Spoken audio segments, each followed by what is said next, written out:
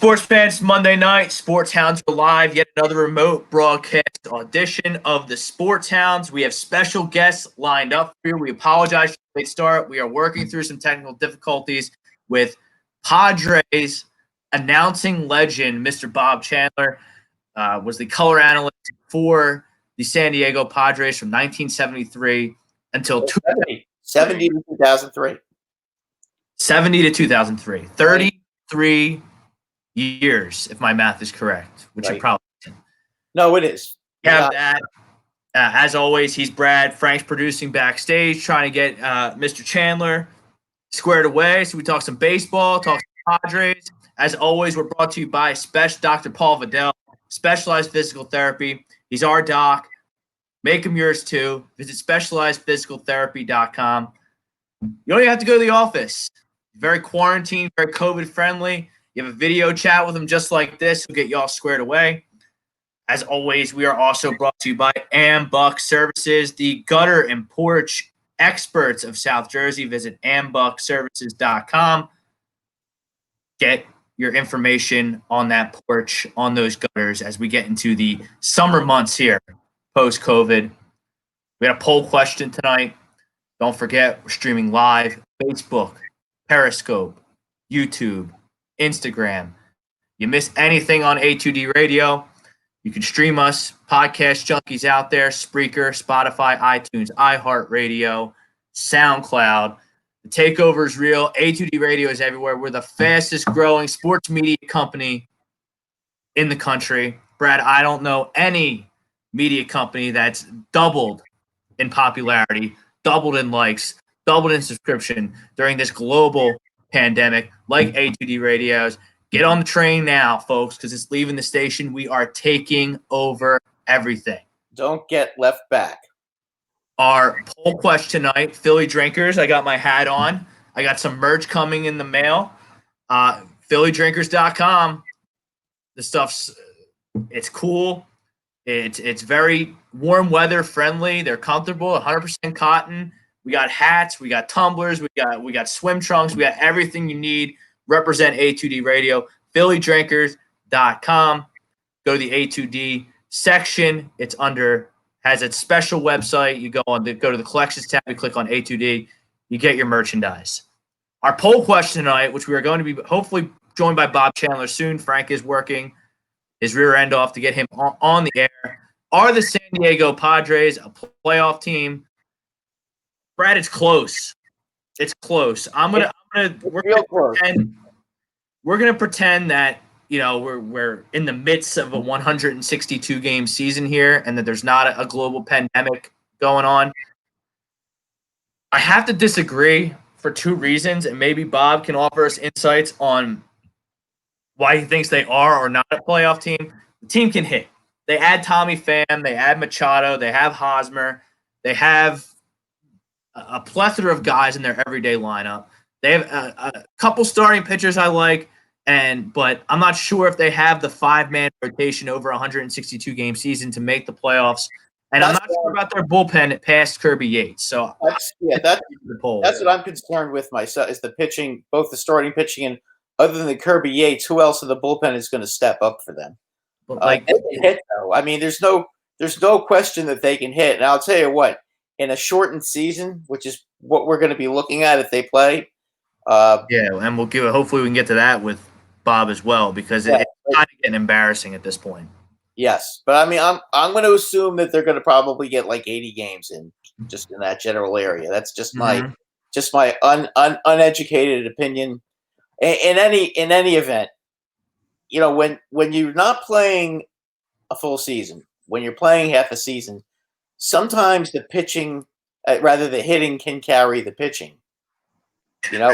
A lot of times, you're not going to have your bullpen worn out by the middle of the season because there is no middle of the season. The middle of the season may be only 40 games. So if this team can hit enough, they might be able to bash their way into the playoffs. I think that's going to be the formula because let's look at the Yankees for example. They have Garrett Cole. They spent a boatload of money on Garrett Cole. He's the best pitcher in baseball. Got his money. are you gonna pitch him 5 innings? You're gonna pitch him 7 innings? You're gonna let him go 9 innings every time if you're only playing a 50, 60 game season? So I think offense is really going to reign supreme in a shortened season, and that benefits a team. I agree with you. So I agree with you about that, because you take a look at the Padres right now, and you take a look at their situation in their infield. Okay, you've got Machado at third, Tatis at short. Instead of Ian Kinsler, now you got Jurickson Profar playing second base. He's a good player. He can play everywhere too. Yes, he is, but he's probably going to be a regular at second base for them. Yes. And then at first base, of course, you've got Eric Hosmer from the Royals, who has a championship pedigree. Right, and he's a leader. And then if you take a look at the outfield, they still have Cordero, do they not? Yes, they do. He last year he really came alive. Now I think they traded. They traded for Tommy Pham. That's the big addition. Tommy Pham is going to probably play left unless they put him at second. I would think they play him in left or center, right? And Myers in left. Yeah, Myers is kind of. I would think they put Myers. I guess you put him in right. Myers. Yeah. Well, don't they usually hide the bad gloves in left? In Major League Baseball, I mean, I think Pham can play any 3 of the outfield positions, really. Pham will probably play center, and I would think Myers would probably play left. And you have Cordero, and this is also a team that if you go to a universal DH for this year, that would tremendously benefit the San Diego Padres, because you can play games. You can put Hosmer. You don't want to take Hosmer's glove out of the off first too often because he's a tremendous fielder. But you can DH Myers, you can DH Cordero, you can give Pham a blow. Is Margot still on the team? DH. Who's that? Manny Margot. No, he is on the Rays now. Oh, okay, so that was the trade for that was when they sent Margot and a prospect. Okay, for Pham. Okay. Tampa's playing their games. Yeah, which I think is with the prospects. I guess Tommy Pham helped them win too many games last year. Yeah. That was a puzzling trade to me, because Tommy Pham's a really good player. What do they have to pay? Contact hitter. Yeah, what did they have to pay him, more than $1 million? Is that the problem? That's part of the reason the Tampa Bay Rays seem to be part of the problem in terms of these negotiations. It shouldn't be a problem with them. Nobody goes to their games anyway, so what's the difference? The only time people go to their games is when the Red Sox are in town or the Yankees are in town. And if the Phillies make an appearance, they probably would draw. Okay, yeah, but I mean, they play the Yankees and the Red Sox every year a bunch of times. They're in the same division. So I'm gonna disagree with the poll slightly. Hey Bob, if we can figure this out, he can offer some expertise into why he thinks the Padres can take the next step and maybe grab one of them wild card spots. Because let's face it, they're not as good as the Dodgers. No, and the Diamondbacks have better pitching.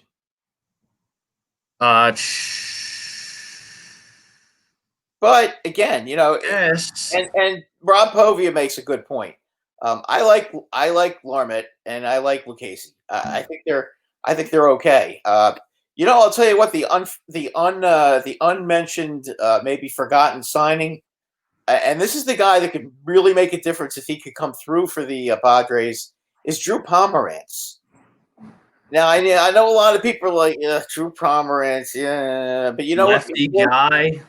Before I wanted the Phillies to get him. He's a lefty out of the pen, extremely valuable. But before he got injured, he was a real good starting pitcher. Then his shoulder started barking in Boston, and ever since then, that was a couple of years ago, he just hasn't been the same. But you know what? Maybe with the extra time off, he comes in and he's able to be an effective pitcher. I mean, that's a guy that could surprise you. He has a high ceiling. I mean, no, you know what they say though. No risk, no reward. No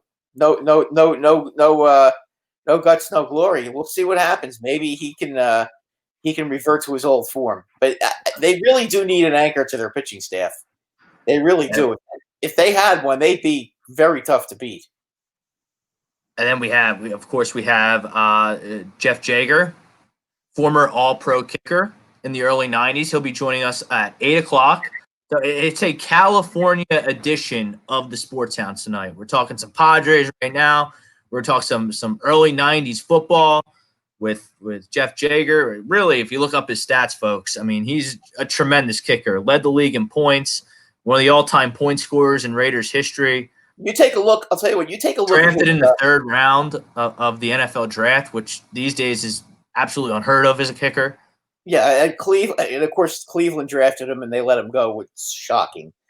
For one season, they gave their third round kicker one season, and then let him go. So it's a California edition of the Sports Hounds tonight. I think sometimes here in the Northeast we get locked in our Philadelphia bubble. You get locked in your New York bubble, but we're here to let the people know, let the family know that there are other cities in this country that play sports. Passionate fan bases, good players that have played out in the West Coast and kind of get hidden out there in the 10 o'clock hour, the 11 o'clock hour here on the West Coast. So we're full circle here on the Sports Towns. We give you the national perspective of sports each and every Monday night.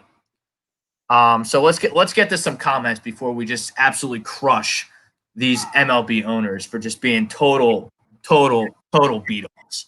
It's just it's out of hand. It's embarrassing, these negotiations. There's no reason why these billionaires and these millionaires can't get together and make a deal so we can have, God forbid, we have something to do as normal everyday people during this pandemic. Yeah, they're disgusting. There's our great sponsors there in the chat. Go check them out. Jake Friel, what's up, boys? He doesn't think the Padres are a playoff team. I mean, that NL West, I mean, I'd be interested to see what Bob has to – how he handicaps that division. Well, other than the Giants, who are an awful baseball team and really need to completely flush that team down the toilet and start again. They're so bad. And they hired Gabe Kapler, which doesn't help at all. He's not bad, so. Totals to not. And then the underrated team in that division, at least in my opinion, is the Colorado Rockies. You have the best. They're no pushover. They're no pushover either. You have Arenado out there. You have Tulowitzki there. You have Daniel Murphy, who can really hit. You have David Dahl, who's a good-looking prospect, and you have guys like Herman Marquez and John Gray and Wade Davis is still out there in the bullpen. There's some names on that roster. So for anyone who thinks it's going to be a pushover, last fourth-place team, I think you're sadly mistaken. Don't forget Trevor Story, Rob. Yeah, I think I said Troy Tulowitzki by accident. Yeah, no, Trevor Story. Yeah, it's Trevor Story. It's not Troy. Trevor Tulowitzki is long gone. But yeah, Trevor Story. He's a basher of a. He's a basher. He's just like Tulowitzki, so it's the same thing basically. A shortstop who hits 30, 35 home runs and can bash with anybody. So that team can hit too. And again, I think that some of these teams that can really bash the ball are going to take advantage of the fact that it's a shortened season.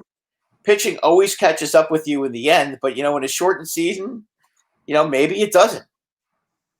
I mean, I think in a short playoff series, I think that's when it catches up with you. But during the whole wild card with a shortened season is how are you going to deploy your ace pitchers?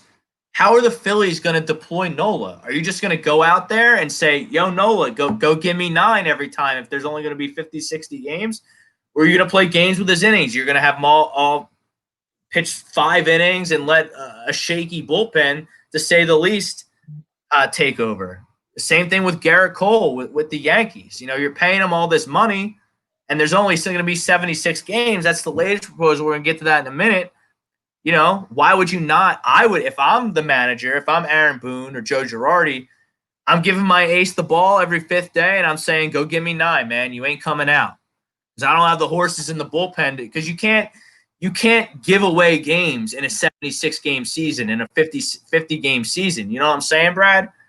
Yeah, well, the only thing I would say about in the Yankees case, the Yankees have a very deep bullpen.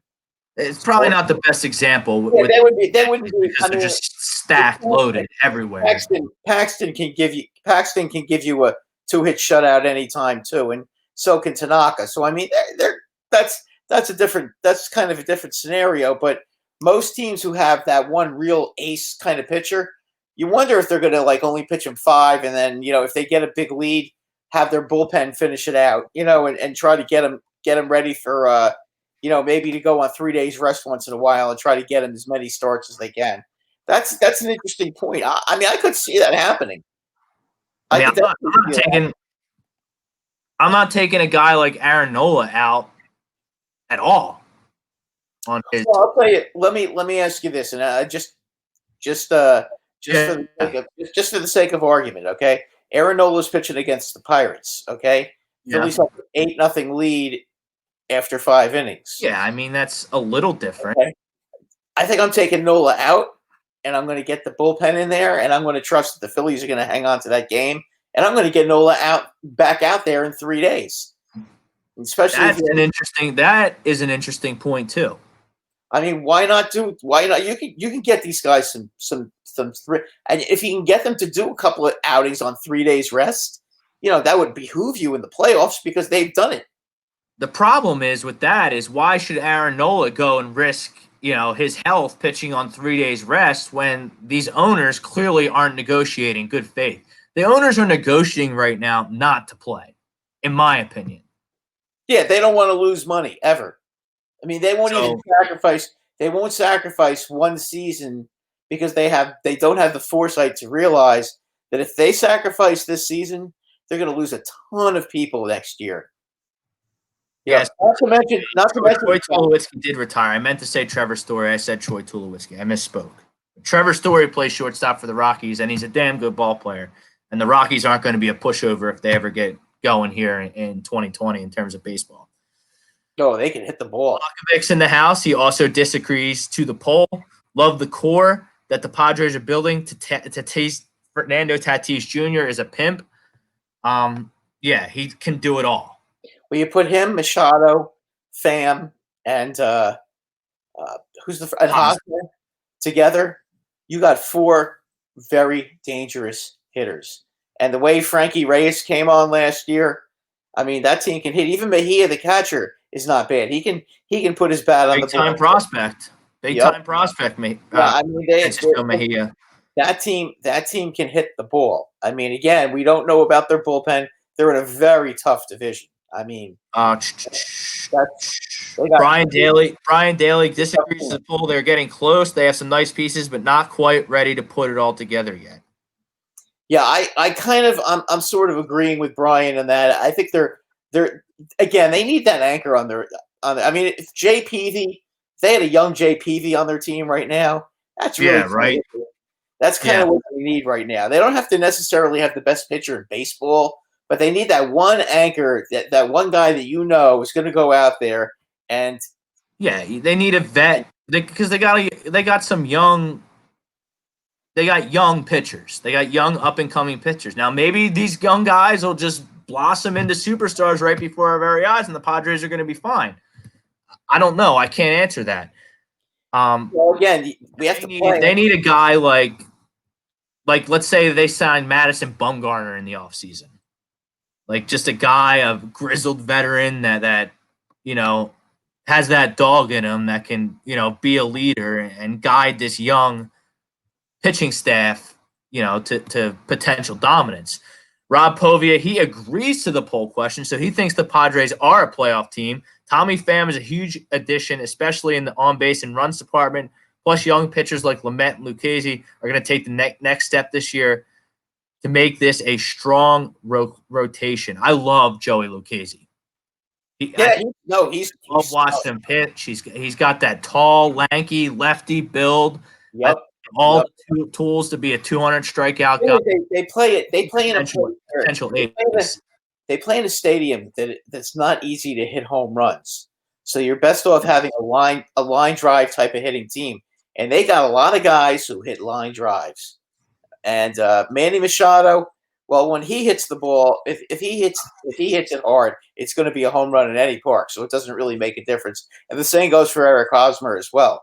But I mean, you've got the potential there to have a real good team. I mean, they're right on the bubble. I just, if somebody on that rotation steps up and is truly the anchor of that staff, look out, especially in 80 games. I don't even know how many games I play. Who knows? So we're just. I think our guest from a few weeks ago, Greg Pryor, he nailed it right on the head. He told us flat out he didn't think there was going to be baseball. I kind of scoffed at him and laughed at him on the inside and thought that they were going to figure something out. And actually, I thought he was out of his mind. But you know what? I mean, we know better. He used to be a player. 1,000% sane. Yeah, he used to be if anybody would know, he would for sure. Prism 280. Did the MLB agree to a deal? No. They have not agreed to a deal. Let's run through the latest proposal, the latest joke of a proposal that the owners propose to the players that has been scoffed at by baseball people, at least on Twitter and social media throughout. So the owners, they want to play 76 games. They only want to pay the players for 50 games. They only want to pay the players, basically, if you do the math, they want to pay the players 35% of their salaries. And they're playing roughly half the games. Now, right. On what planet would the players agree to this deal? I mean, the owners, they're taking all the risk. The players are taking all the risk. They're risking injury. They're risking their livelihood. They're risking potential infection from a global pandemic and COVID-19, not to mention what's going on with the racial tensions in this country right now, which is absolutely despicable. The players are taking all the risks so these fat cat owners can line their pockets with money. And finally, the players are in a position of leverage over the owners because this is the first time ever, maybe ever, that the owners are at a disadvantage in terms of the revenue split.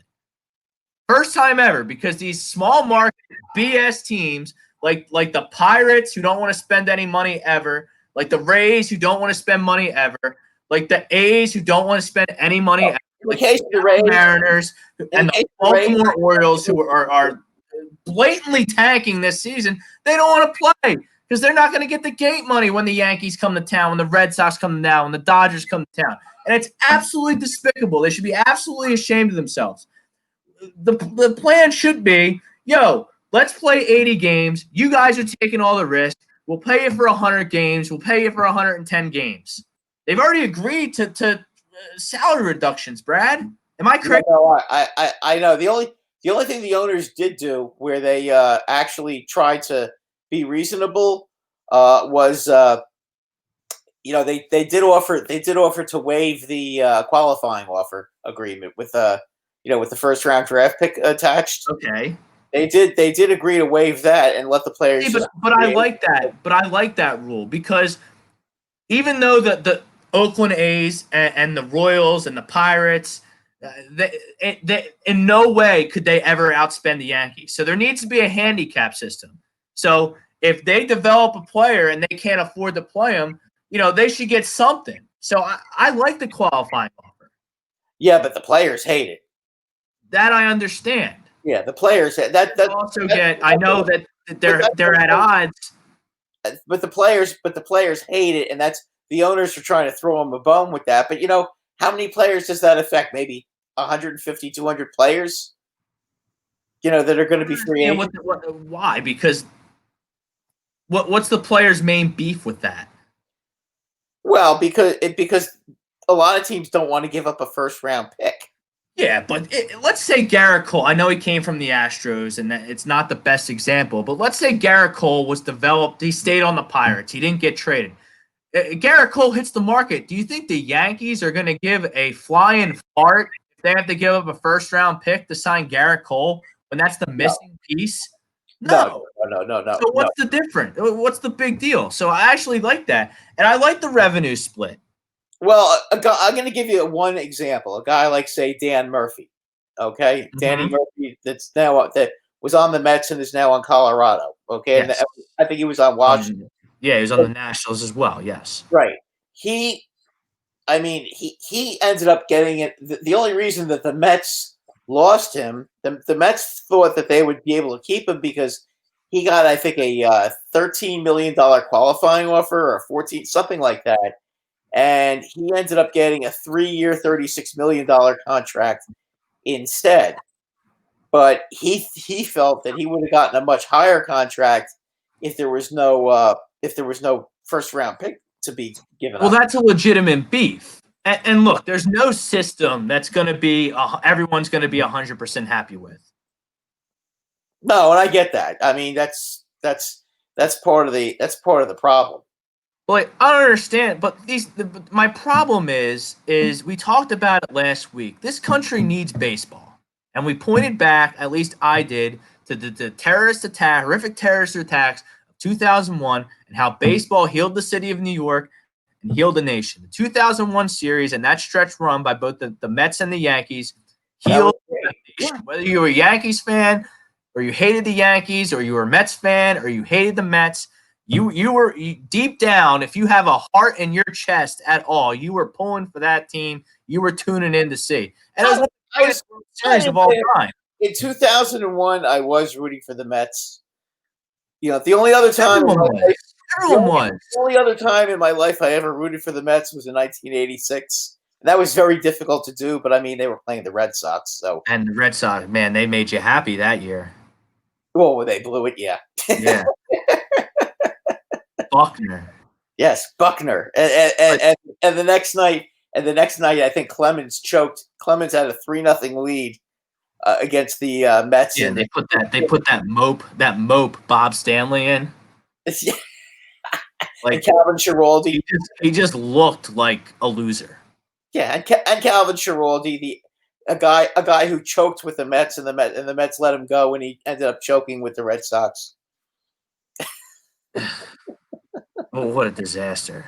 My heart doesn't break for the city of Boston at all. They went all. Never does. But point being, this country needs we need to pick me up right now. Like sports to help, unify people. Sports can do that. Music can do that. Very few things can do that. Well, what's really stupid about with baseball is the NBA is going to catch up to them. They may even go right past them in terms of popularity. I think that's happened already. I know you're not a basketball guy, and I'm a college basketball guy as opposed to an NBA, but a lot of people adore the NBA. I think that's I know that. I mean, the whole thing is Adam Silver and the players are very tight and they're very unified, and they always do what's in the best interests of both the players and the owners in that sport, because everybody is making money and nobody sits there and bitches and moans. They will not. They're too smart for that to happen. I mean, even hockey, and it's pretty contentious with Gary Bettman and the players union, but even the hockey players and the hockey owners were able to work something out. I mean, the Rangers tomorrow are going to be practicing for the first time. Yeah, the Flyers are practicing. They practiced yesterday, I think, for the first time. Yeah, no, I know the Rangers are set to hit the ice tomorrow. So I mean, it's just gotten to the point. It's gotten to the point where baseball is going to be left behind now, especially if they skip a season. Yeah, you have things that people can hold on to. Like, I mean, I know I get ripped for watching NASCAR every Sunday, but I watch NASCAR every Sunday. They were the first sport competition, however you want to classify it, to come back, and viewership's up. MMA, the mixed martial arts, the UFC with Dana White, has done an excellent job of capturing the casual fan with these pay-per-views and fight nights. And now golf is starting Thursday. An agreed-upon plan to start competing. Hockey and basketball have set plans to compete. Meanwhile, we got billionaires fighting with millionaires in terms of baseball. It's just sickening. And they're going to get passed by sports like NASCAR and golf and MMA. And it's unfortunate because I love baseball. You love baseball. A lot of the people that listen and do shows at this platform are absolute seamheads. They absolutely love the sport. And, we're going to be tucked away in a corner because of how these idiots have conducted themselves in these negotiations. And it's a real shame. Yeah, I mean, they're embarrassing themselves and they're embarrassing the game. And it's really it's ridiculous. I mean, the owners are bad. The players are bad. Let's be honest though. Don't let the players off the hook either. They're just as bad as the owners. I don't agree with that. They definitely I think the players definitely have culpability in this, but it's the owners are not negotiating good faith. When push comes to shove, when they throw out a trash proposal like this, they're just looking at, we tried to play. The players didn't. They're trying to paint the players in a negative light on purpose. But the public is smart. People like me and you are smart, and all the fans and the fam here at ATD Radio are smart, and they see right through this nonsense. Well, the owners seem to think that the proposal they set out is going to save them $200 million. Okay? But meanwhile, just hear me out. This is their claim, but then a couple of weeks ago they were saying that they're if they do 110 games, they're going to lose over $1 billion. Get out of here with this stuff. You can't sit there and say one thing and then change your story. I mean, they're flip-flopping to make this to make this sound. They're trying. First of all, they shouldn't even be discussing the negotiations. I'm sorry, and I know a lot of people think that they should. They shouldn't even be discussing this with the media. Okay, they should just shut up and negotiate. Because by doing what they're doing, they're trying to paint a picture where one group is the good guy and one group is the bad guy. And just by doing that, it makes me think that the owners really and truly don't want to play this year because they're not going to maximize their profits. And boy, I mean, Rob Manfred, the dumbest commissioner. Talk about a guy doing a poor job. I mean, he screwed up. Listen, I haven't heard one damn thing from this guy since the Astros. Since he went way too soft. He screwed up with the Astros. Yeah. He screwed up with the Red Sox. He has no backbone, and now once again he is showing what he's just sitting back and letting his sport get destroyed on his watch. Well, yep, and I mean. Was it Faye Vincent said today on I was reading a take. Faye Vincent actually said you're not gonna if you're trying to break the union, then you're gonna sacrifice. You're barking up the wrong tree. Yeah, that's exactly what he said, and you can't break that union, and for them to even think that it's a possibility for them to do that, it's just clueless and ridiculous. So I mean, I don't know what they're doing and what they're thinking, but it's just ridiculous. Thomas Arnone is in the house. What up, Tommy? I believe he's back up north from his Florida dream house there. He likes the West Coast talk. He thinks baseball should be discussed with themselves. He thinks the NL West is good, and he thinks the Padres are close to a playoff team, but he ultimately disagrees with the poll. Angels. I'm with you, Tommy. They're right there. But they're right there, the Padres. I said it before. They get themselves if one of these young pitchers that they're developing becomes the anchor of the staff, look out. I think we're going to have Bob Chandler on in a few minutes. I think Frank has gotten creative and figured out a solution to overcome our technical difficulties tonight. So stay tuned for that. Yusef Khan, will Nats go back to back? Not sure if I don't know. It's hard to go back to back, Yusef. Big fan, Rob Povia, big fan of Hilliard there in Colorado. Dynasty Gem, there's a little tidbit. Rob Povia, always on that fantasy grind. He's a great follow on Twitter. He's a great follow on Facebook. He's on the Hockey Happy Hour. He's a huge asset to A2D Radio. He can be a huge asset to you too, if fantasy sports are even a thing. Yo, Brad, how about I forgot to change the draft? And we all have teams in the fantasy baseball league. It draft Friday, so I guess we'll have to restart. Even if it even makes sense to do a fantasy Listen, baseball. I wouldn't, Rob. Don't bother until we know there's going to be a season. Yeah, but you know how I kept texting the group I know, but we all put our hearts and souls into that before we go. Preparing ourselves. Just wait to make sure that once they announce the season. Yeah, but now I got to recreate the league, and it's just, Yeah, I know. Yeah, hey, it is what it is. We do our best. But I just want to get back to the Padres for a couple of minutes. I think we're and talk about Bob Chandler, San Diego baseball. Bob, do you have us? All right, let's see. Well, maybe. Yes. Sounds like it. Yep. All right, Bob, I see you guys. So let me unmute real quick. There we go. You there?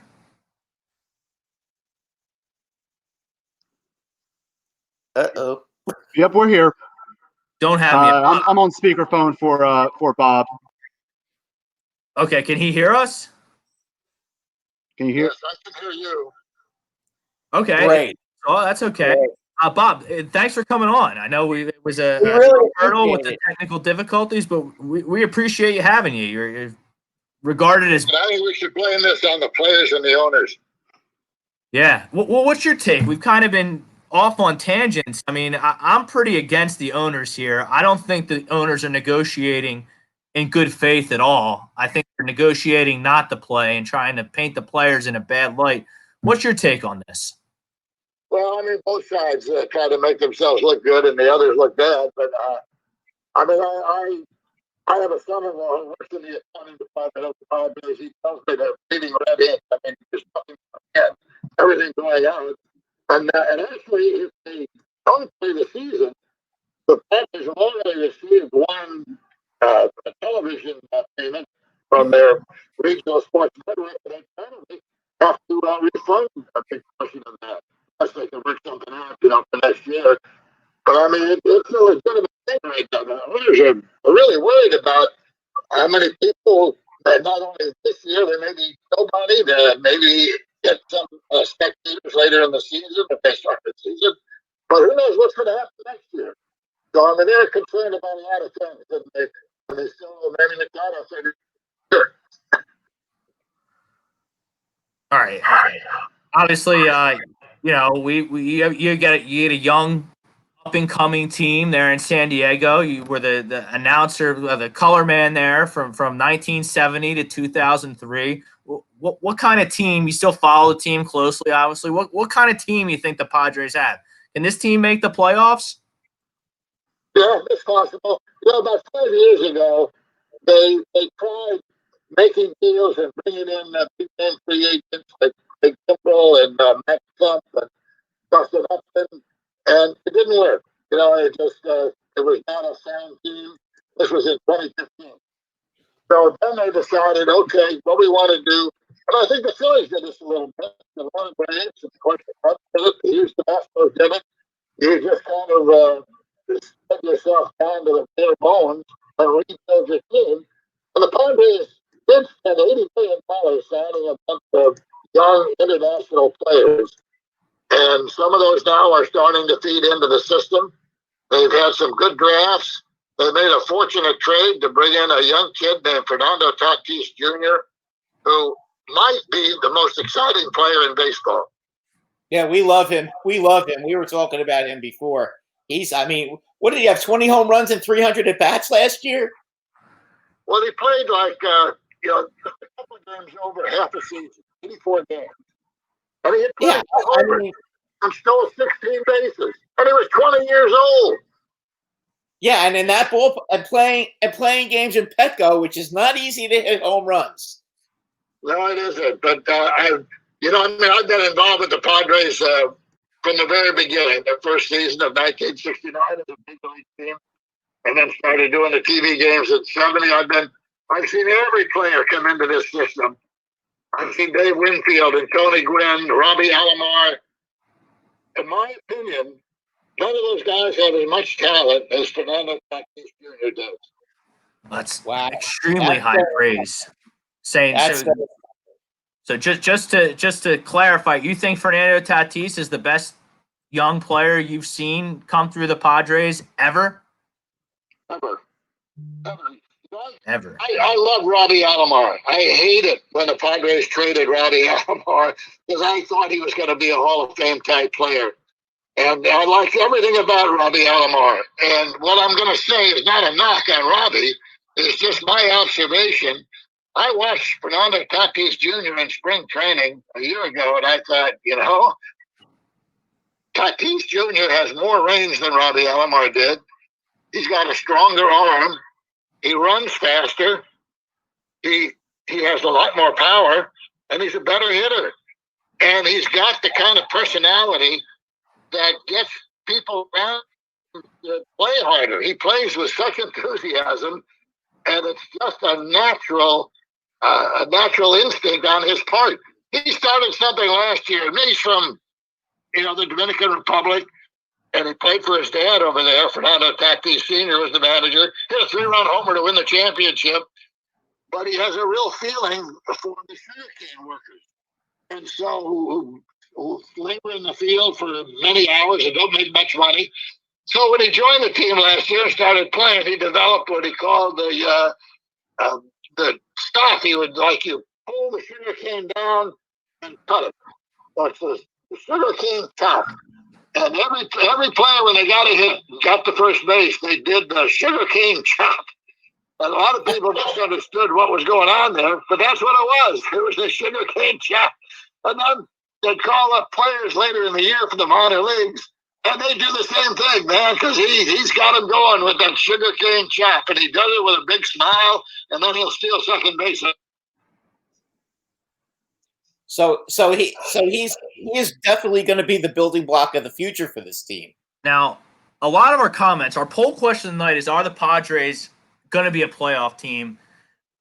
We've had some differing opinions. Everyone likes the direction that their team's going. My question about the Padres is: do they have enough pitching to get over that hump, to be a contender with say, the Dodgers and the Washington Nationals there in the National League? Because they obviously That's the other thing. Who could step up and be the Dodgers are the big monster of the National League West. Maybe the big monster of the whole National League. I mean, they're a heck of a team. What the Padres do have in the pitching area is a fantastic bullpen. And you can win a lot of games with a great bullpen, especially if you end up playing a shorter season, right? You don't have to worry as much about burning them out. But they have a great closer in Kirby Yates. They picked up a couple of guys. Now, the question mark is the starters. They have a guy named Nelson Lamet. In like 70-some innings, he struck out 110 guys last year. He's got a great arm. He's got a slider that brings you to your knees. He's got a chance to be really good. He probably has the most stuff of anybody on the team. They had an emerging young pitching star last year in Chris Paddock. They made a deal to bring in a veteran, Zach Davies. Forgot about Paddock. Yeah, Zach Davies. Jared Richards, who was the first pitcher for the Angels. He had back surgery. The Padres paid a 3-year deal, $15 million, and he didn't touch his step last year to make sure his arm was sound. So they basically were gambling on him for this year. So he's your fourth guy. And then Joey Lucchesi, who was maybe your second or third best starter last year, would be your fifth guy. And then remember this guy. The number one draft choice a couple of years ago, his name is Mackenzie Gore, a left-handed pitcher, and considered by many to be the first or second best pitching prospect in the minor leagues. If they go with like a 30-man roster and a 20-man taxi squad, then Mackenzie Gore is going to be there. Okay, I don't want to waste the whole year by not having a pitch in the minors. So they'll be able to use him here and there. He's got a fantastic arm. And sometime this year, he was going to be ready to pitch in the big leagues anyway. So how those young guys do will depend on where this team finishes. Yeah. What about Perdomo? Is he in the plans this year? Who's that? Perdomo? Oh, Perdomo. Yeah, he's in. He would be like the lone man in the book. Yeah, he seemed to have. I mean, from what I've seen of him, he has a good arm. Got a great arm. You know, he was a Rule 5 guy. He was part of the building blocks. You know, they drafted him from I forget what team. You know, the Rule 5 guys, and he had to stay with the team the whole year.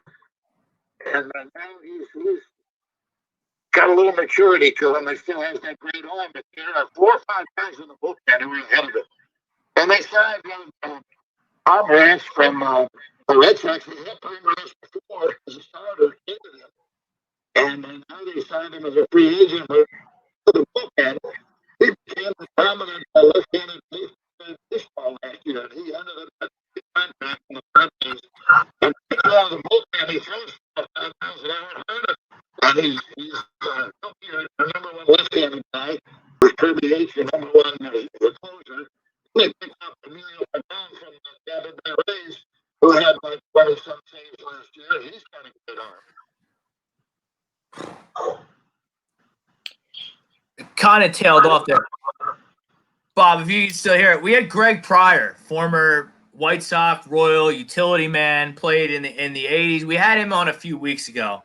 He says that the best athlete he ever saw was Bo Jackson, a teammate. He's had a locker right next to him. Now, you covered a tremendous athlete in Dave Winfield in San Diego for a lot of years. Is Dave Winfield a better athlete than Bo Jackson?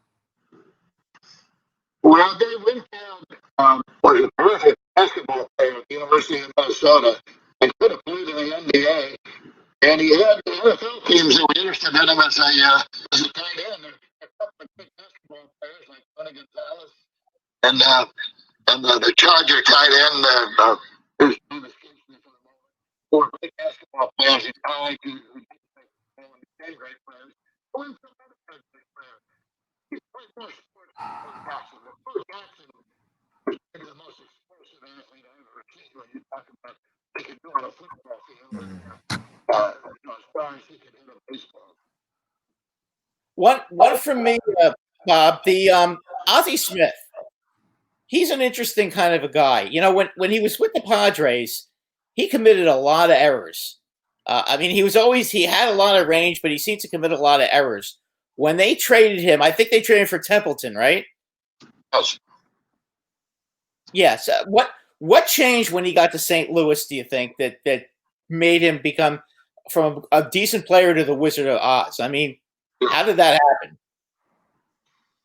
Well, he was a great defensive shortstop for the Padres, and nobody has more gymnastics abilities than Ozzie Smith. But he wanted to hit home runs. From Arizona during spring training, he could reach the fences. When he got to the San Diego Stadium, those 5 balls were down, and the center of Arizona became 170-foot heads. And so the Padres didn't think he was going to hit. Gary Templeton had some issues in St. Louis with the Cardinals, and so they just made a flat swap. And Templeton did great for San Diego. But Ozzie Smith, when he got on the artificial turf in St. Louis, and Rodney Herzog got him to hit down on the ball and take advantage of his speed and hit those ground balls, all of a sudden he became a very good hitter. I mean, he became a 280-plus hitter. He got on base, he could steal bases, and he still was a great defensive player. So he definitely was a Hall of Fame shortstop.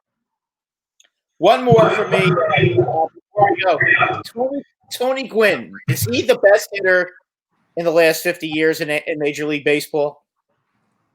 You know, when you just talk about hitting, I mean, he followed prejudice. I mean, he played at San Diego State. He was the best ball player, too. So he was for assists. He was pretty good.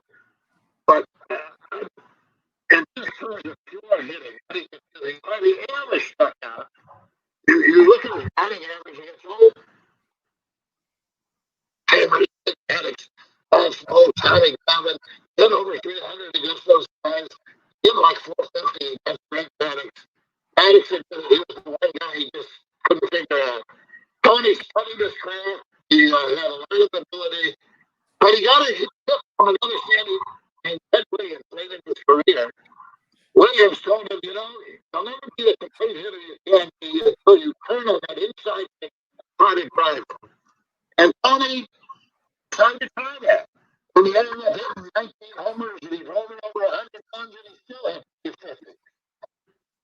I mean, 338. If they had been a strike in 1994, I think Tony would have hit 400 that year. All right, last question, Bob. Will there be baseball in 2020? Are they going to figure this out? In my opinion, they will. But I think there will be baseball. I'm not sure how many games, how many games are in the playoffs, all that kind of stuff. That needs to be bargained. But I think there's too much at stake for two sides not to be some kind of an agreement. I mean, at least the owners made an offer, and it would be great. It was an offer. And hopefully the players will down it with something that we can get something done. Hopefully this week. All right. Thanks a million for coming on. We appreciate you putting up with the technical difficulties, persevere, and come on with us. We really appreciate it. Enjoy the rest of your night. Hey, I love talking to you guys. Just don't ever hire me to do anything technical. Yeah, once we're back in studio, we'll have you call in. Okay, have a great evening. You too. Hey, thanks, Bob. Chandler, San Diego play-by-play announcer. He has faith. I know it was a little muffled. We apologize for that, but we did what we could with the technical difficulties. It was really humming there in the middle for a little bit, but then it kind of fell off again. Sang the praises of Fernando Tatis Jr., says he's the best Padre, at least from a prospect standpoint, he's ever seen. Really likes Gore. That's saying a lot. Top 10 pick out of the University of North Carolina. And Brett, I forgot all about Chris Paddock. Yeah, I forgot about him too. He's got pitcher. That could be their ace, although he's a little young and a little raw. He got off to a great start last year. He's a little erratic, but second year he might put it together. I mean, really, if that team gets an anchor, they're going to be tough.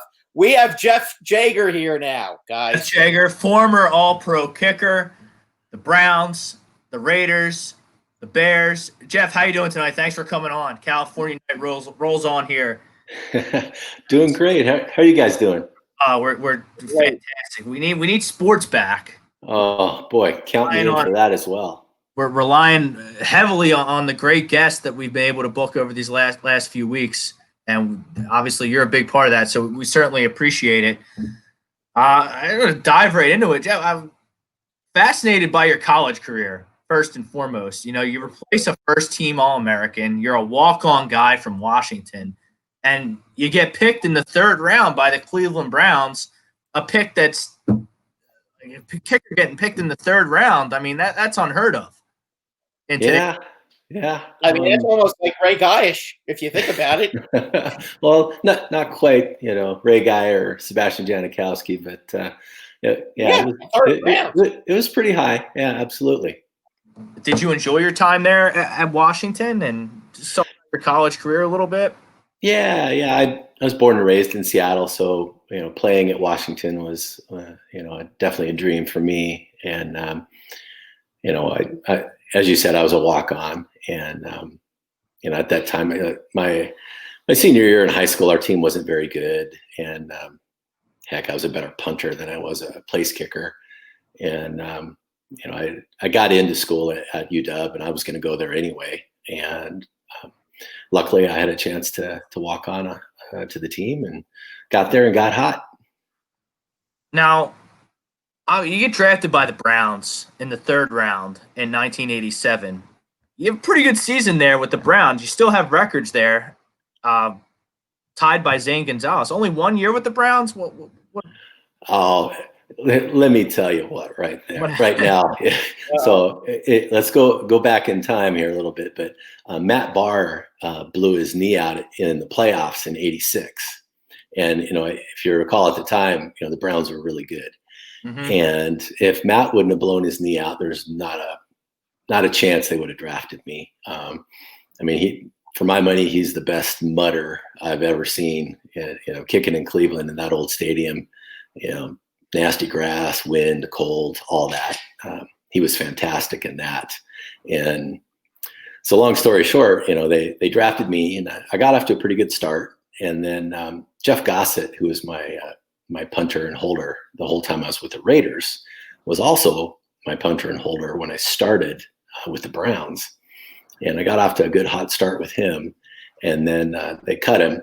And the next guy that held wasn't nearly as good as Goose. And being a rookie, I didn't handle it well at all. And I mean, the 55-year-old Jeff would handle it much differently than the 23-year-old Jeff. But you live and learn. Yeah, when we're young. Oh yeah, exactly. I'll tell you what, you were when I was watching the Raiders back in the 80s, you were one of my favorite kickers. I mean, every time you were out there, I mean, it seemed like it was money. Let me ask you a question, and this is just from a guy who's not a very big guy, to another guy who's not the biggest guy in the world.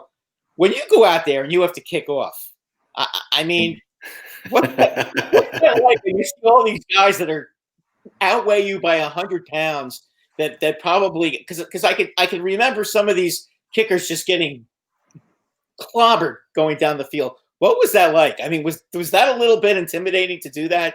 Oh, a lot intimidating, let's be honest. But truthfully, my best special teams coaches, what they would tell you to do is, get far and get close enough up to the pile, but obviously you're not going to get in the mix like you're going to go lay anybody out, but get up there close enough that if the guy does happen to break out, make him change directions. That's really the best you can hope for. Make him change directions, and hopefully one of your guys can run him down. And quite frankly, I had multiple times where I would rather have just gotten run over and hope the guy would trip than, some of the moves guys put on you, fake you out and you're falling down to the ground and nobody even touches you. And you're like, oh my gosh. So yeah, I had my moments on kickoffs. Trust me. One other one that I wanted to ask you about, and being on the field and kicking to win the game, or if you make it, you win, you miss it, you lose. Is that the greatest pressure any athlete could possibly have? Because as far as I'm concerned, any sport that for one guy to have to deal with that kind of pressure, especially if you're home and you miss, I mean, the fans probably would go berserk. Is that the most pressure you could possibly have in pro sports? I mean, obviously I can't speak for other people, but I can think of, like you're down 2 points in a basketball game and you get a pair of free throws with no time left, or that kind of thing where it's do or die. You got to get it done. Yeah, but it happens a lot in football, though. Yeah, it really does. Especially now. I mean, it's like I was a football fan growing up, and I still am. And I look at the kickers now, like Justin Tucker and stuff. It's like some of these guys, they're just amazing. Long distance, automatic, all of that. But yeah, it's it definitely was a lot of pressure. But after you make a couple, you learn how to control yourself a little bit and get through it. So to stay within yourself. In the early 90s, you made yourself to Oakland with a very polarizing owner in Al Davis, a very polarizing group of guys, pretty loaded teams. But just talk about that Raider just win baby culture that Al Davis created. You played with Marcus Allen, Willie Gault, Howie Long, Bo Jackson. Bo Jackson was in the mix there. Yeah. Tim Brown. Tim Brown. A lot of really good guys. We had a ton of talent, no doubt about it. And I sometimes wish, I would have liked to have seen what would have happened if Bo would have got hurt. Because I caught a little bit of your previous guest and, talking about Dave Winfield and Bo Jackson, in terms of, best athlete. I obviously can't speak to Dave Winfield, but I saw Bo do things that I never saw anybody else even come close to doing, at his speed and size. And holy smokes, man. I was glad he was on our team. Here's a good one from our comments from Michael Chromiak, who also does a show here. Does icing the kicker actually work at the end of game? When it works is on young guys, because they got to sit out there and think about, oh boy, if I miss, oh man. After you've been through it, honestly, I welcomed it, because think about it from this perspective. The 30-second clock's going, counting down. You got to go out there. You got to pick your spot, and you just got to go. Well, when you're younger, it's easier to just kind of be mindless and just go out there and do your thing. And if you got to sit out there and think about it, then you start, well, if I miss, right. Oh man, what happens? And then on the flip side of it, as a veteran, especially like on a grass field, like when I was in Chicago, you get a chance to, pat down a nice spot for your plant foot and kick up a little bit of a tee for your holder to put the ball, that kind of thing. So, and actually when I was in Chicago, Dave Wanstedt was our coach, and he would always have me on, on a big kick kind of thing. He'd have me there, and he's like, okay, do I call timeout or not? So that was kind of fun. Your coach would ask you if he should ice the other guy. Exactly. So I had that conversation with him. So can you recall a specific instance where it might have worked, or maybe no, it didn't work? Not really. It does work at times, but it's like, you think about the coaches that literally sit there next to the ref and they call timeout, right. A half a second before the ball snapped. Sometimes it works, sometimes it doesn't.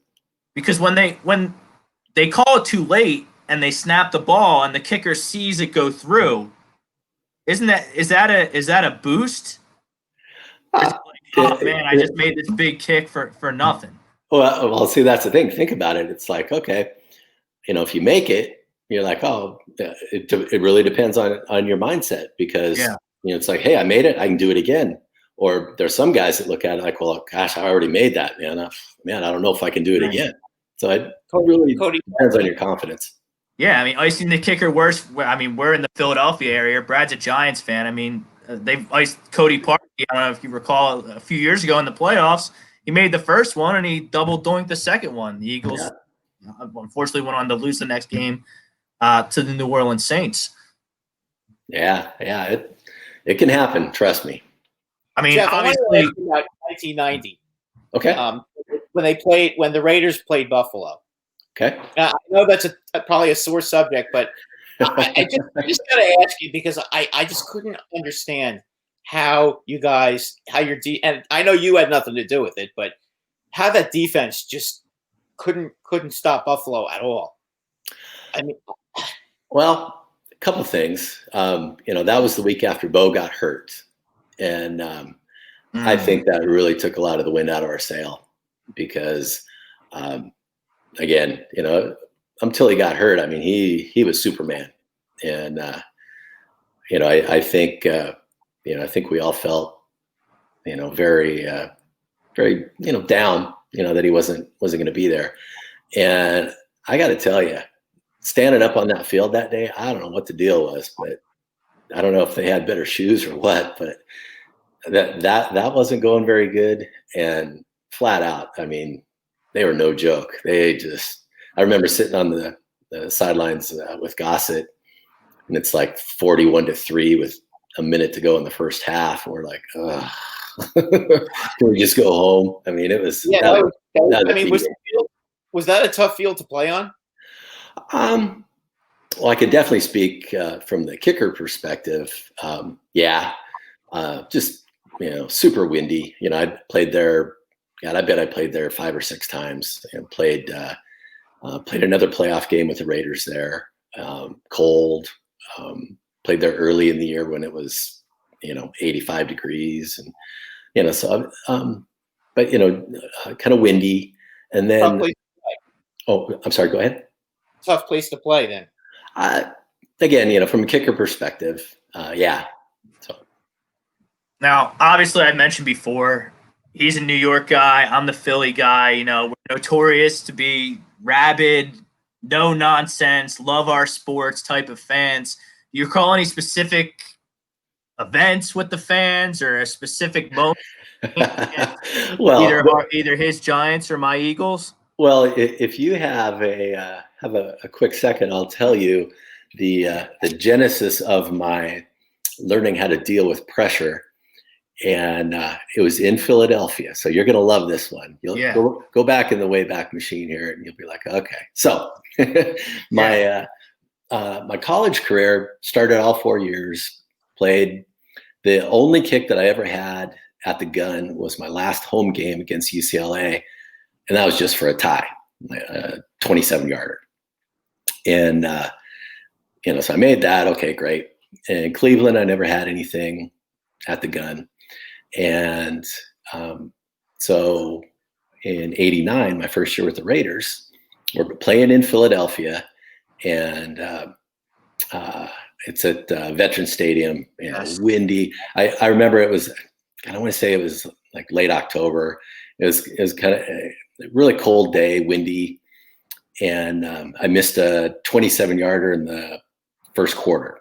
And it's one of those when you're a kicker, it's like, come on, man. I hit it over the upright. I still say it was good, but hey, no good. Yeah. And then ends up we're down 10-7 with like 2 minutes and 30 seconds to go in the game, and we get down to fourth down and have a 42-yarder, and I go out there and the clock's running down, and I'm about ready to have a heart attack. I mean, this is my first big kick, and as you know, the fans in Philly they're going crazy. Mm-hmm.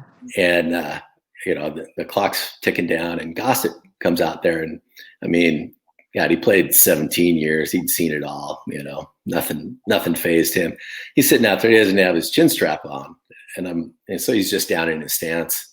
But he's not not ready to call for the ball. And I'm like, Goose, you got to snap it. He's like, I got the 2-minute warning. I'm like, oh yeah, that's right. As I'm again trying not to have a heart attack. Yeah. And so 2-minute warning comes up. And I never forget, I'm walking around literally at the middle of the stadium, looking at the flags, hearing everything. Just, oh my gosh. I mean, I iced myself. It was bad. Yeah. And honestly, I can tell you that my kick, my attempt was the single worst kick I ever hit in a game. I pushed that thing. It was 42 yards on the left hash, and it had to be 15 yards right. It was so bad. And from that point on, I never missed an overtime again, and I never missed inside of 2 minutes. And I learned from that because, I was out there telling myself, oh, stay smooth, relax. Never worked for me. I got to be aggressive and swing hard. Yeah. And it just so happened I had one against the Broncos the next week in overtime.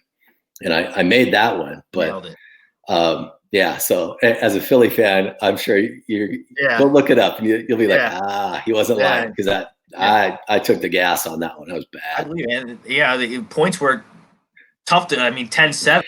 Those are two really good defense. I mean, the Eagles, they had that gangrene with Buddy cooking, and absolutely, you had your thing going with Howie Long on the defensive side. So absolutely, here I was born to date myself.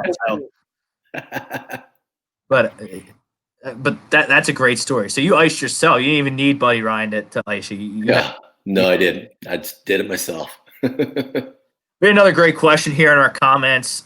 We hear about kickers making ridiculously long 60-plus yard field goals in warm-ups and practice. Obviously, that's different than a real game. What's the longest kick you ever made in a practice or a warm-up or controlled environment? Exactly. Controlled environments.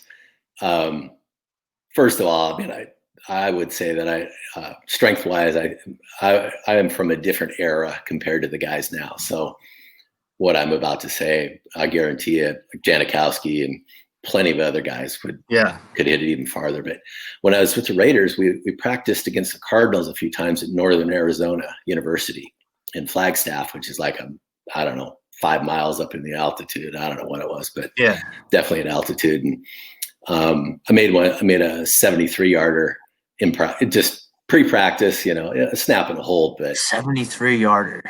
But again, like yeah, I said, I get you. It's like hitting a loaded golf ball. I'm sorry. You did a 54-yarder, right? Yeah.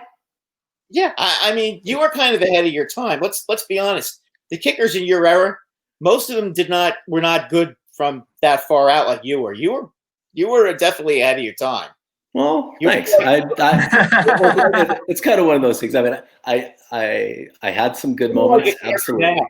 But I've been to a lot of Eagles games, both at the Vet and at the Link for my whole life. I've been privileged to have my dad have season tickets, and our guy David Akers, he's the best Eagles kicker I've ever seen. He would boot him in even from the Vet when it was windy from 70, 75 yards. This is in practice. Absolutely, he was awesome, excellent kicker. So you mentioned. Yeah. We mentioned that you were kind of like ahead. What do you think of the state of football? You say you still follow the game very closely because let's face it. I mean, a lot of those shenanigans from your Raiders teams in the early 90s and my Eagles teams in the 90s and Mr. Lawrence Taylor up there in the corner there, that stuff doesn't fly today. No. Let's face it. It's the amount of money now. Holy smokes. I mean, it's a business. I mean, even more so than when I was playing. And, I mean, you can't put up with a lot of the shenanigans, as you say. Yeah. I mean, you got to be able to count on guys and know that they're ready to play. Absolutely. Are you still involved with the Raiders or the Browns or the Bears? Any of the teams you play for? No, I still keep in touch with Jeff Gossett a little bit, and he lives down in Texas, and we hook up and chat every now and then. But I live in Seattle, and I go to University of Washington games. That's kind of my thing. College guy. Yeah, more college. They have a good program up there. Chris Peters, he does a pretty good job. We were lucky to have him, so I'm really excited to see Jimmy Lake, our new guy. He's really kept it going with recruiting, so fingers crossed, and hopefully keep it rolling. And they're always a good team now. Every year they're right there. Yeah, absolutely. I mean, most definitely. Let me ask you one quick question before we go regarding the defense. Okay, you had Ronnie Lott on that team too, right? Yes, yeah, we did. Some of the things Ronnie Lott did. Okay, I always hear about Lawrence Taylor and some of the shenanigans he did, and I go back to like Brian Dawkins and some of the shenanigans he did. Do you think Ronnie Lott was worse than the two of them? Okay, so I have to say, when I hear the word shenanigans, so when with the Raiders, we had a couple year period where we had Roger Craig, Tom Rathman, Ricky Ellison, and Ronnie Lott. So they're on the tail end of their career with the 49ers, and Mr. Davis, brought them in. And I made the Pro Bowl one time, and it was the same year that Ronnie Lott made it. And every one of those 49er guys was all about business. Ronnie Lott would be out there hitting the heavy bag pre-practice. He was just getting ready to go. I never saw anything but all business from those guys. He was tough, though. I mean, you got that right. I mean, just as far as, and I'm talking mostly about how hard they hit. I mean, Ronnie Lott. If I was running with the football and I saw him coming, I'd be trying to get out of bounds. He was just mean when he tackled.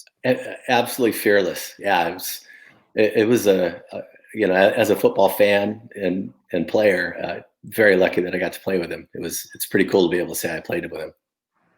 And then, you kind of round out your career there in Chicago. I mean, it's only the one season, but I mean, 1999, just anything about the fans, about any specific moments there in Chicago? No, actually, I got to correct you there. I played 4 seasons in Chicago after. Oh, really? I apologize. Oh, no, that's okay. And I just wanted to say that because no problem. Just because I spent 4 years there. Yeah. Loved it. Our girls were born in 93 and 94, And so we were there from 95 to 99. And tell you what, they love their Bears there. So we were there right in the midst of, the Bulls and Jordan, winning titles. And we weren't very good. But I tell you what, the fans were incredible. They were wonderful. Really enjoyed my time there. Well, Jeff, we appreciate you coming on. Great stuff. And, we certainly appreciate your time out there in California. What are you doing these days? I sell residential real estate and been doing that for about 20 years now. So been doing that and sneak out. How's that going with the whole pandemic going on? Are you slow? No, actually I've been very busy. It's just, I've heard that too. Yeah. It's just kind of a whole different world. We're all going to have to change, just how you do things, but life is good. Get out and golf when I can and ride my bike, and there you go. That's about it. Good stuff. Well, that's Jeff Jaeger. Jeff, thanks a lot for coming on. Thanks for coming on, Jeff. Good evening out there. Oh, absolutely. I really enjoyed myself. Have a great day, guys. Yeah. Okay. All right. That's former All-Pro kicker Jeff Jaeger. How about kicking at the vet, man? He kicks at the vet. That's his first. He kind of pops his cherry there, and then he's good to go the next week. Isn't it funny how that happens sometimes in sports, where you see someone blow it, and then either the next night or the next week they're in the same situation they were, and that's how you identify the good ones, the ones that can adapt and overcome, and make the kick, get the hit, What a great career he ended up having. I mean, he was a real good kicker. I mean, he was really good. Yeah, I think you nailed it right on the head. Really, really, the kind of ahead of his time when it comes. He had a lot more range than most of the kickers in his era. I mean, most of the guy. I mean, you had the guy in Denver. I can't remember his name now. The guy with 1 foot? No, not Dempsey. What was his name? The guy who kicked with no shoe on. Yeah, the guy. Yeah, and he kicked a 65-yarder, but that was in Denver in altitude. But I mean, this guy Jeff Jaeger, as far as kicking, he was one of the most reliable kickers seriously that I can remember as a Raider. I mean, the Raiders used to be on a lot when he played, because if you remember from like that 89 to 93 period, they made the playoffs 3 out of the 4 years, and they were on quite a bit on the West Coast. I do remember. I think in 93 they lost to the Chiefs. I think the 1 year 10-6. Because they couldn't move the ball. I think a lot of the problems with the Raiders back then was, Jay Schrader was okay, but he wasn't great. And Jeff Hostetler, everybody figured him out too. He was a great runner, but as far as throwing the ball down the field, didn't they draft Jeff George at some point? Yeah, they did. He was a bust. Draft. Yeah, he was a. He didn't work out. Yeah, he didn't pan out. I mean, but they went from Schrader to Hostetler when he was there, and he didn't. He wasn't. That's who paid. The Raiders paid Hostetler after he did his thing with your Giants. Well, no, he went to Washington after that. Okay. And he bombed in Washington, and then the Raiders, for whatever reason, seem to love to take ex-Giant quarterbacks. They took Hostetler, they took Kerry Collins. I mean, it was weird, and then they went after Schrader, who was an ex-Redskin. It's not just the Giants. It seemed like they went after the National Conference East quarterbacks. I mean, they seem to run the gamut there. Well, the Raiders kind of, towards the end of Al Davis, they were notorious for being one contract too late on all these guys. Like, remember Larry Brown? He had all those picks in the Super Bowl. They signed him to big money, and then he didn't really do much. No, the only one really that they picked up that increased his level of play was Rich Gannon. He was tremendous when he got to the Raiders. He went from that's Gruden. I attribute that to Gruden as well. Yeah. Back when I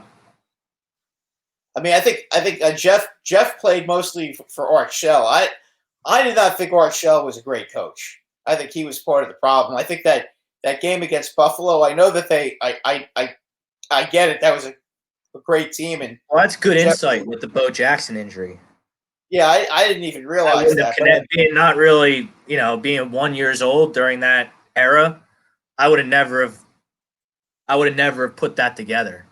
No, me neither. Me neither. I mean, I remember, I just remember they went out there and they just looked like they weren't ready to play. And if they didn't have the right shoes on, shame on the coach and his staff. To be fair, Buffalo was loaded. They were at home. Oh yeah. Oh no. Listen, they were a great team, and the Raiders were a warm weather team. That didn't help. But geez, 41. And they're West Coast going east, and yeah. I think they had won that was for the AFC Championship. that was a championship game. Yeah. Yeah, and I wonder maybe the Raiders are in the. Because was that the year the Giants beat the Bills? yes. So I don't know. Maybe it could have been, Bo Jackson and Jeff Jaeger and the Raiders, the Super Bowl champs that year, if Bo Jackson had not gotten hurt. Yeah, it's funny, you and I, we see every time we seem to get some of these guests that had something to do with Bo Jackson. That just seems like, what an amazing player. He is a common theme, Bo Jackson. Yeah, it feels like it. Yeah, everybody we talk to. We've really we developed quite a sweet spot here for the mid 80s, early 90s, era of sports with our guests. And it's go back in time. These guys are all really nice guys. They love coming on the air. You can tell. I mean, Jeff seemed to really enjoy it.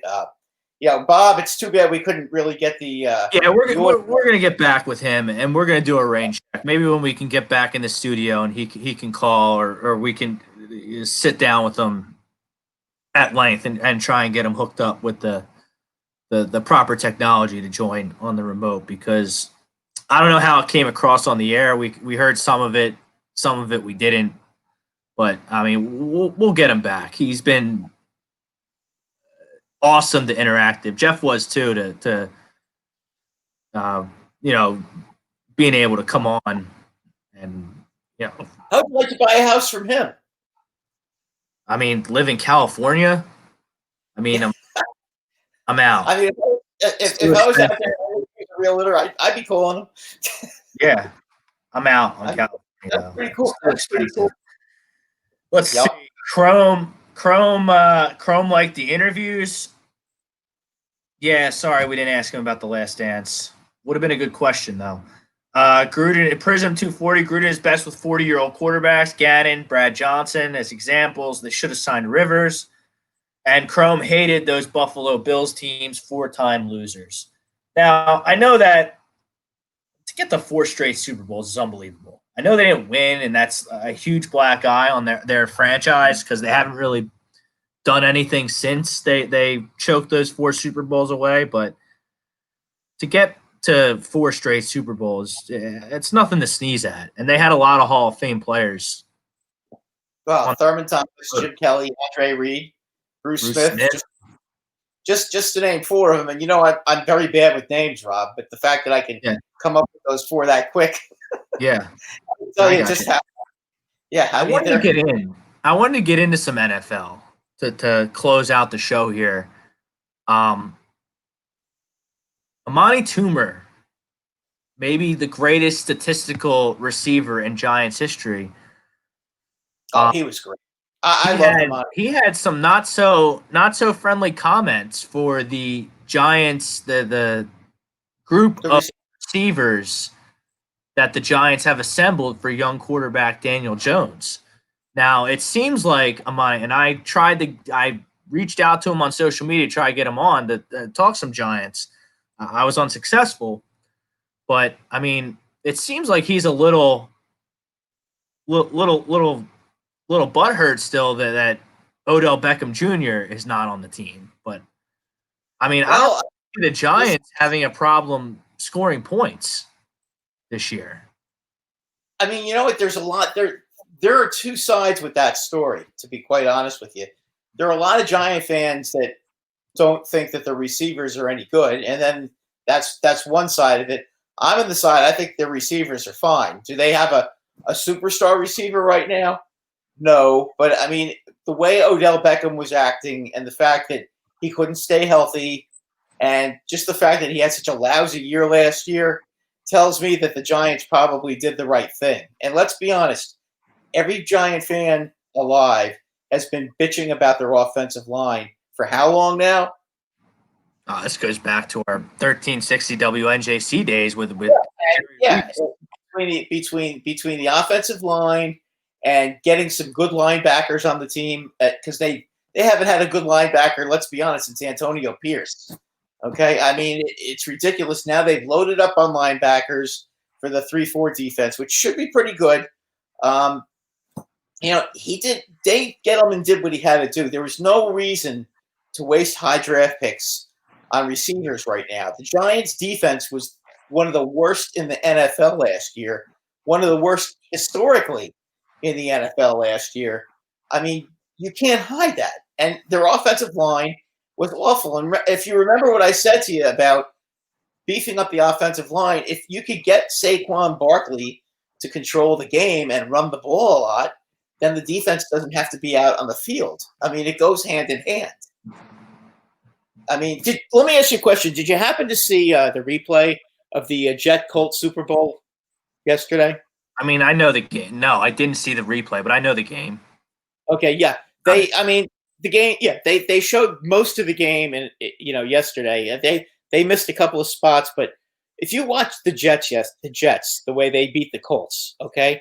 That's the way the Giants are going to have to play. They're going to have to play mistake-free football. They're going to have to run the football a lot, okay? And their quarterback is going to have to make the big throws, and that way you keep the other offense off the field. Now, I don't expect the Giants defense to be like that Jet defense in '68. That was a tremendous defense, but that was kind of, if you watch that game, you could see exactly how you have to play if you have a team like the Giants. That's how they have to play.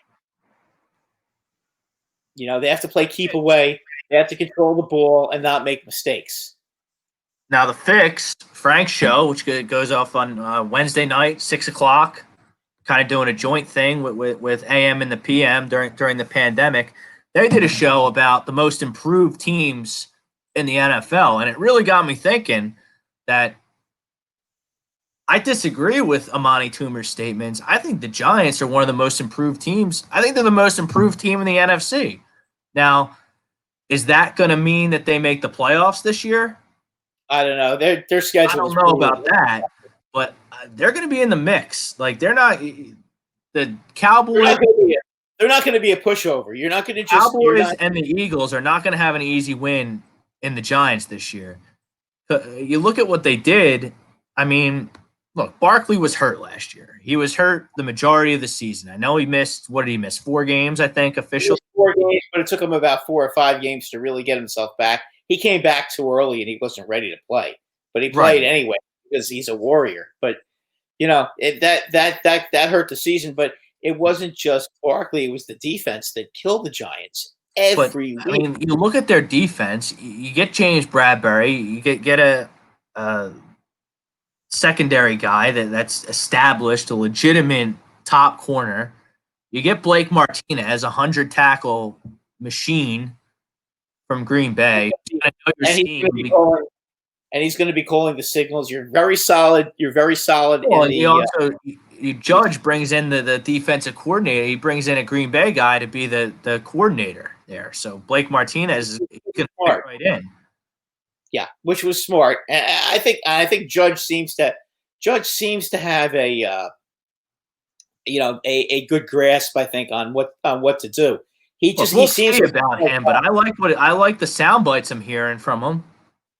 Yeah, I mean that's what I'm saying. He really sounds like he's got his act together. I mean, you hear him, and then if you remember Shermer.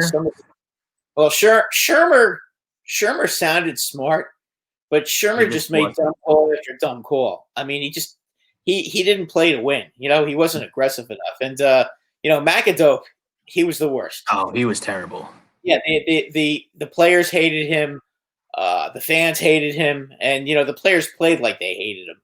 So Yeah, but then he benches Eli out of nowhere for Geno Smith and ruins Eli's streak.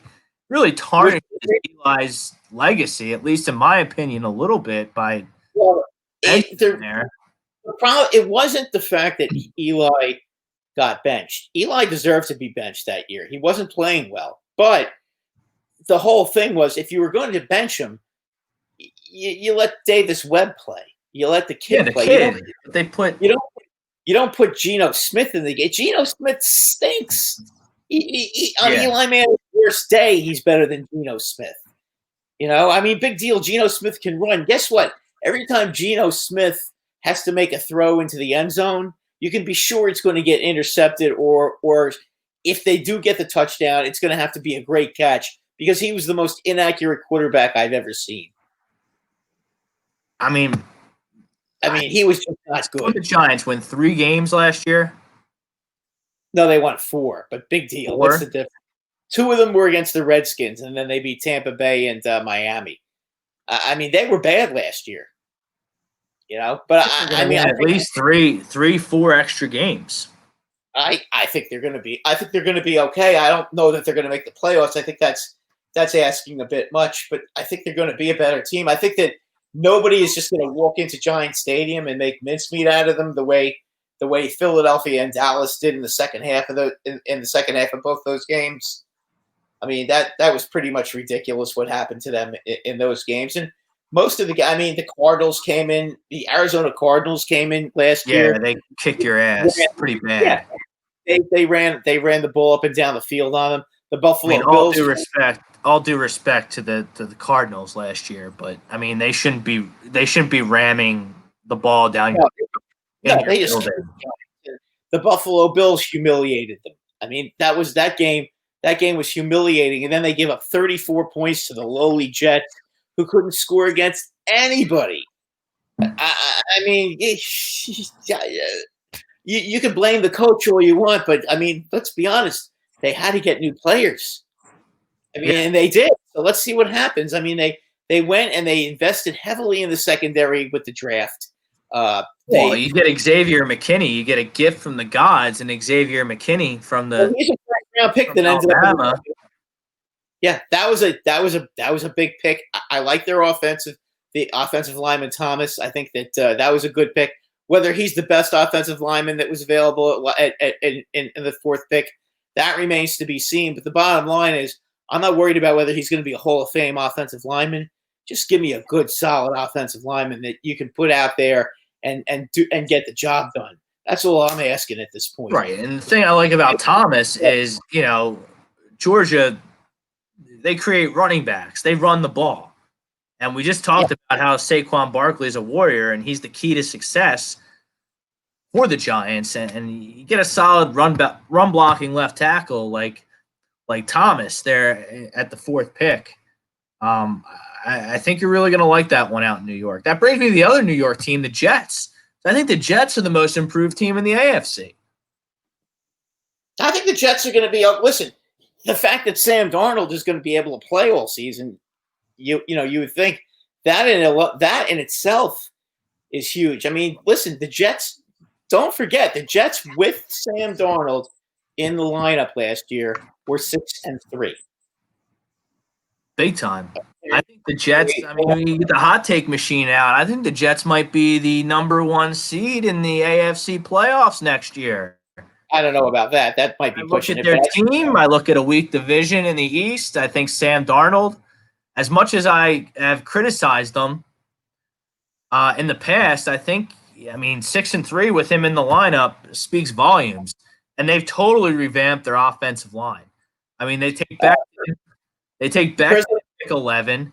They signed Van Ruin from Carolina, who's a starter, and they signed a legitimate starter in George Fant to play right tackle.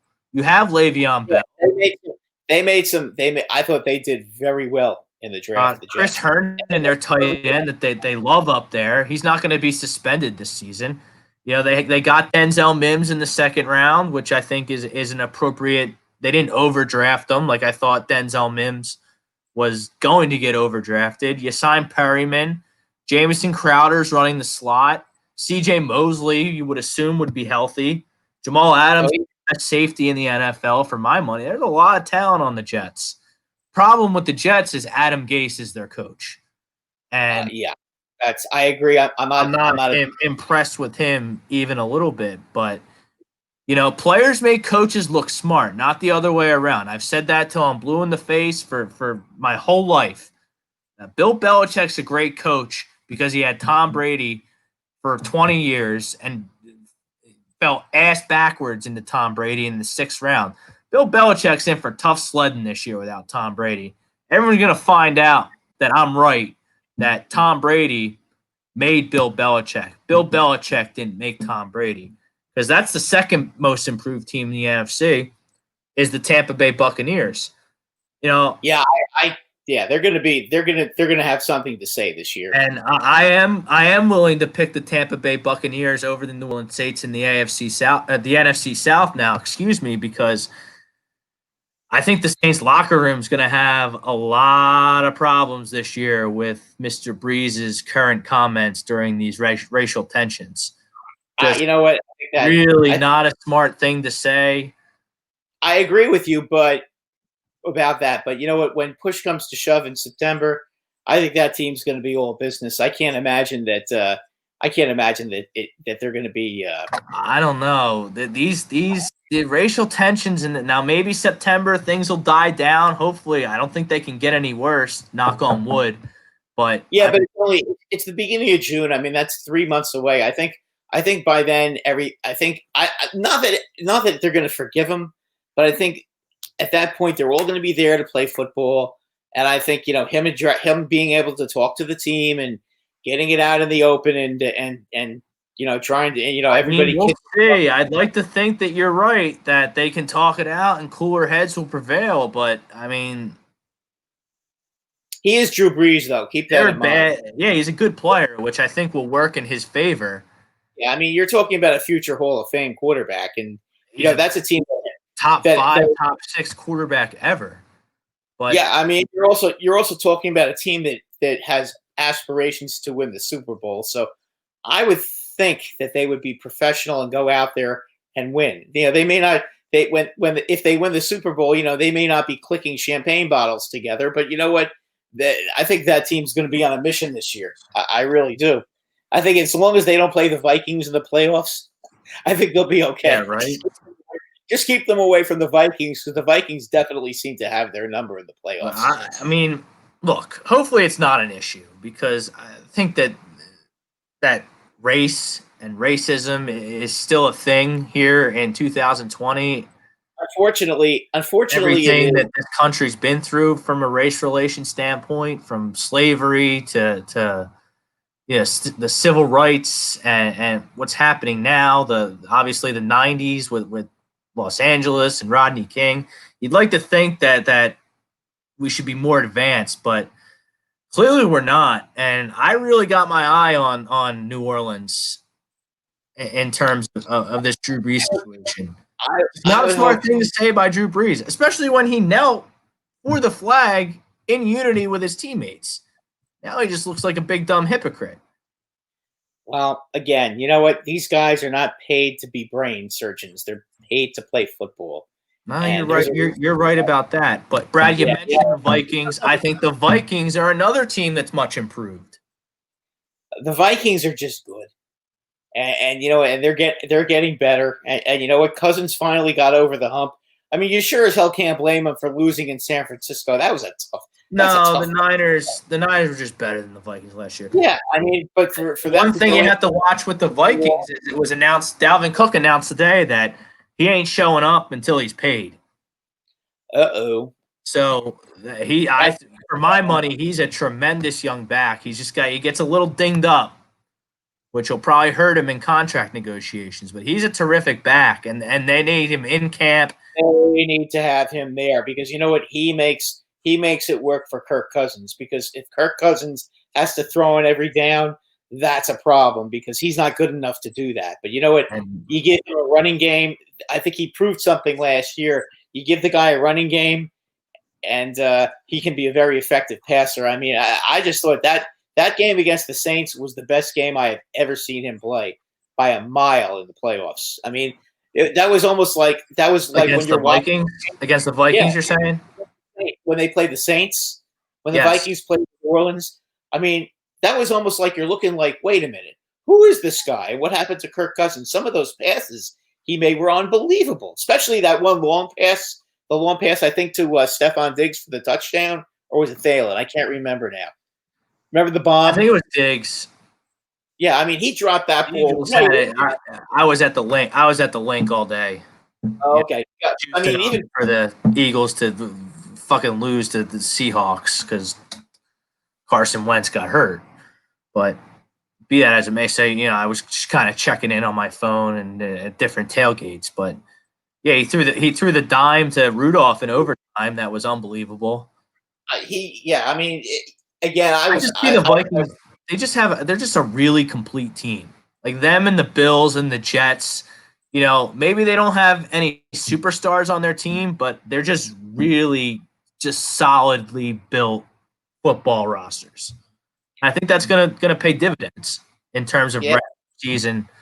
I still think, and again, I'm gonna still say that San Francisco in the NFC is still going to be the team to beat, and Kansas City in the AFC. And I know I'm not going out on a limb here, and I get that Kansas City is still the team to beat in the AFC, but watch out for the Buffalo Bills and watch out for the Baltimore Ravens. I just can't get over the hump. I can't get over the hump with Josh Allen. Yeah, but now he's got himself a real. I like Josh Allen. He's big and strong and he's athletic. He can run around. He's got a cannon for an arm. And like you said, they add Stephon Diggs. They make the big splash. They have a good running game. They have a good coach. They have a good defense. But, I mean. Third year as a quarterback, though. A lot of quarterbacks, and maybe he'll make a big jump. Who knows? I mean, I like Buffalo. A lot of really do. A lot of quarterbacks make their headway in their third year. I like McDermott. I think he's a tremendous coach. I agree with you. And they've got a real good running game and a real good defense too. And Tom Arnone, he likes the Bills a lot too. But I don't know.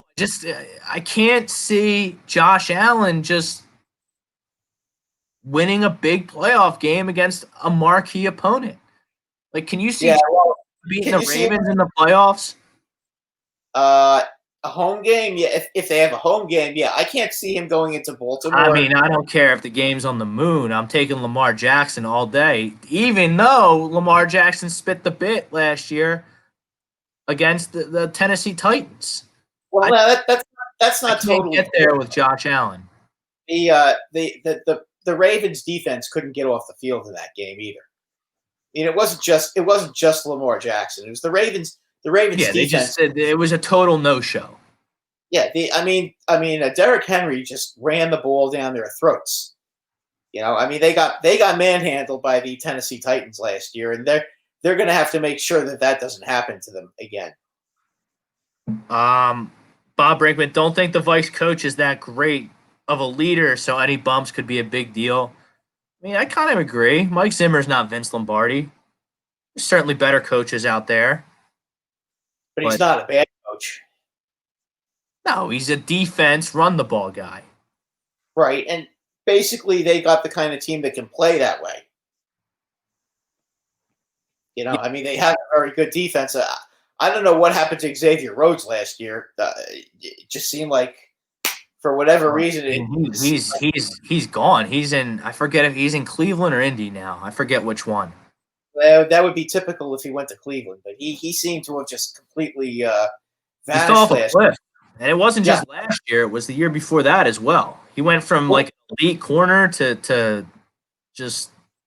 He went from elite to average to bad in 2 years. I mean, it's that, but they're going to be significantly better now because I'm sure they fixed that. But. It's tough. AFC East is going to be interesting because I like Buffalo. I think the Jets. I think the Patriots finished last. Like, Boy, by I'll a lot. You think Bill Belichick will have the team, not play it so that they can draft Lawrence? Is that what you're thinking? I mean, they've kind of designed it that way. Yeah, I mean, I think Jacksonville. you I got think James Jacksonville. White. We get James White. You're gonna game plan for James White. I mean, James. No disrespect to James White, great dual threat running back, but I'm not losing sleep on Wednesday night game planning for James White. Well, and him and Hogan and Game planning for Jared Symptom, or however the hell you pronounce his name, or Brian Hoyer. yeah, no, I hear you. I got you. But they still have The Patriots, they drafted a kicker and no quarterback in the draft. They drafted 2 tight ends and no receivers. I mean, isn't the writing on the wall that they're kind of they're looking. I think they're looking season down the toilet to set themselves up with Trevor Lawrence or Justin Fields or. But they're going to have to be really bad to do that. I don't know that they're bad enough to be that they're going to be as bad. About that. I don't know about that at all. Who would you rather have, Ryan Fitzpatrick or Jared Symptom as quarterback? No, in Jacksonville. No. I'm talking about the East. Like, I don't think the Patriots are better than the Dolphins. I really don't. You might be right about that. But for them to get Lawrence, Tom thinks the Patriots stink too, and Bob thinks it's going to be the Saints and the Ravens in the Super Bowl. I think that's a pretty safe bet. I like the Saints. I just don't know how this Drew Brees factor is going to factor into everything down there in New Orleans. You know what? I think that team is professional enough to deal with it. They've got good leadership with their coach. I think that's the key right there, and I think they'll be okay. They're on a mission to win the Super Bowl. They're not out there to play games this year.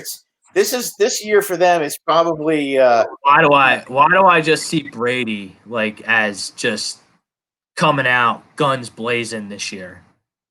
Like, just, going to stick it to Bill and Mr. Kraft and New England up there. Like, oh, okay. All I wanted was a few weapons. Now I'm going to go down here in Tampa with Arians and Mike Evans and Godwin and Brady and great weather. All these guys. Yeah, and great weather. Let's not forget that. And who?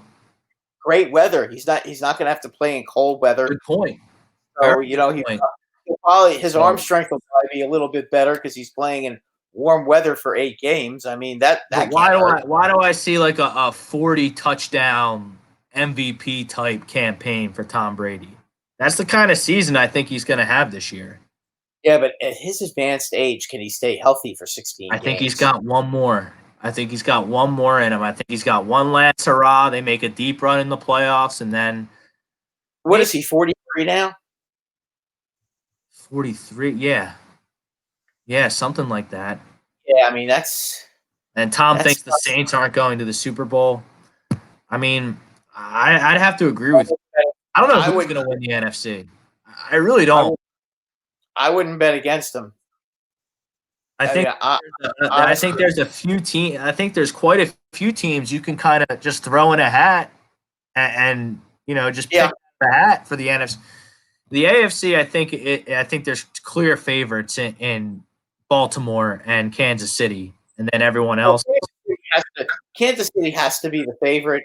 Well, the Ravens would be the co-favorite, and I think then you start looking at the next level. You got Buffalo, and you got the Buffalo, the Jets, the Texans, the Colts. The Steelers. I'm not high on the Texans. I think the Texans are going to be bad. Oh, yeah, they had a terrible offseason, but they still have Deshaun Watson.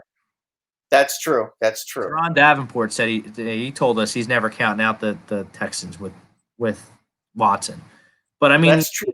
See, the NFC, you got the Eagles.